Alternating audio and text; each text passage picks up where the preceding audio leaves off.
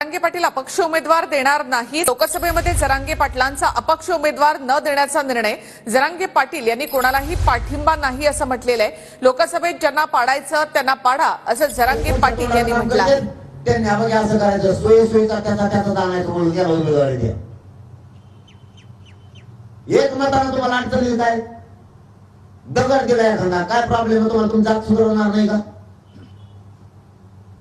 त्यालाच म्हणा हा हेच सांगा। तर जरांगे पाटील यांनी आपला कोणालाही पाठिंबा नाही असं म्हटलं। ज्यांना पाडायचं त्यांना पाडा असं जरांगे पाटील यांनी म्हटलं। तसंच आपण कुठेही अपक्ष उमेदवार देणार नाही असंही जरांगे पाटील यांनी स्पष्ट केलेलं आहे। लोकसभेत जरांगे पाटील यांनी अपक्ष उमेदवार न देण्याचा निर्णय घेतलेला आहे। कुणालाही पाठिंबा नाही, त्याचबरोबर ज्यांना पाडायचं त्यांना पाडा असं जरांगे पाटील यांनी म्हटलेलं आहे। एक प्रकारे आपण राजकारणापासून दूर असल्याचं जरांगे यांनी म्हटलंय।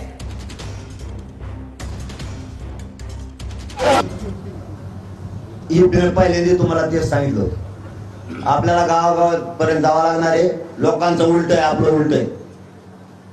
लोकांना अगोदर उमेदवार द्यावा लागतो, तो बी स्वच्छ चारित्र्याचा असला पाहिजे। मग ते स्वच्छ चारित्र्य त्याचं घ्यायचं आणि मग ते मत मागायला जायचं। असं बाकीच्यांचं आपलं उलट आहे।